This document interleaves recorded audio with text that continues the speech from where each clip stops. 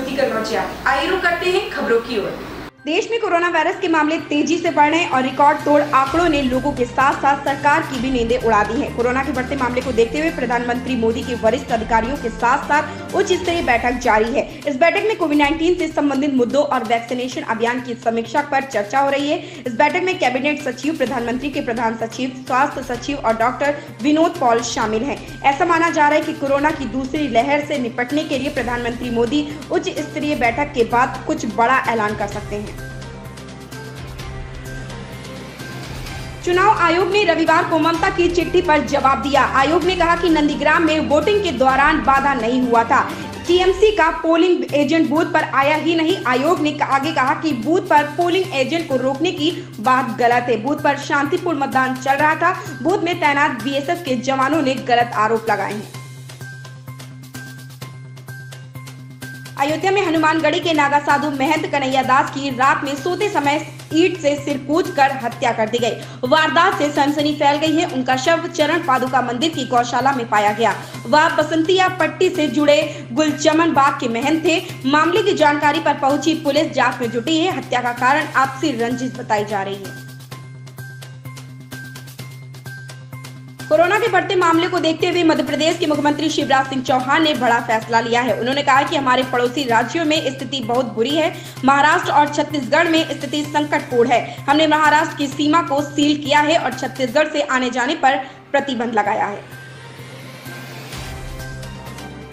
खतरनाक बीमारी corona virus की दूसरी लहर देश में चल रही है। इस दूसरी लहर ने अब तक आमिर खान, आलिया भट्ट, आर माधवन, परेश रावल, कार्तिक आर्यन, रणवीर कपूर, संजय लीला बंसाली, सिद्धांत चतुर्वेदी, बप्पी लहरी, सतीश कौशिक जैसे चर्चित कलाकारों को अपनी जद में ले लिया। महान क्रिकेटर सचिन तेंदुलकर को भी इस वायरस के संपर्क में आने से अछूते न रह पाए। अब रविवार की सुबह खबर मिली है कि इस वायरस ने खिलाड़ी अभिनेता अक्षय कुमार को भी अपना शिकार बना लिया। माफिया डॉन मुख्तार अंसारी की कस्टडी हस्तांतरण को लेकर पंजाब सरकार ने यूपी सरकार को चिट्ठी लिखी है। कोर्ट के आदेश का हवाला देते हुए कहा है कि मुख्तार अंसारी को सीधे बांदा जेल भेजा जाए। पंजाब के अपर मुख्य सचिव गृह ने यूपी के अपर मुख्य सचिव गृह अविनेश अवस्थी को लिखे पत्र में कहा कि 8 अप्रैल से पहले मुख्तार अंसारी को हैंड ओवर कर ले। 12 अप्रैल को पंजाब में होने वाली सुनवाई में वीडियो कॉन्फ्रेंसिंग के जरिए मुख्तार को पेश करना होगा।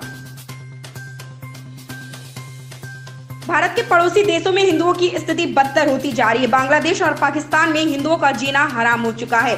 हिंदू अपनी जान बचा सब छोड़ छाड़ कर वहां से भाग रहे हैं। जिस हिसाब से उनका पलायन हो रहा है, ऐसा ही रहा तो 25 साल बाद बांग्लादेश में एक भी हिंदू नहीं बचेगा। Centre for democracy, pluralism and human rights की ताजा रिपोर्ट में यह दावा किया गया है। पश्चिम बंगाल के तीसरे चरण के चुनाव के लिए प्रचार का आज आखिरी दिन है। बंगाल में तीसरे चरण के लिए 3 जिलों की 31 विधानसभा सीटों पर 6 अप्रैल को होने वाले चुनाव के लिए आज शाम चुनाव प्रचार थम जाएगा। इससे पहले यहां हिंसा का दौर जारी है। मुंबई बिजली आपूर्ति और परिवहन वेस्ट के करीब 40,000 कर्मचारियों को कुछ महीनों से उनका मासिक वेतन 5 और 10 रुपए के सिक्कों के रूप में दिया जा रहा है। इससे कर्मचारियों को असुविधा हो रही है। ऐसा वेस्ट के साथ बैंकिंग से जुड़े कुछ मुद्दों के चलते हो रहा है। वेस्ट का बैंक के साथ करार खत्म हो गया है, जिसके बाद से वेस्ट के कर्मियों को 15,000 रुपए तक की सैलरी सिक्कों में दी जा रही है।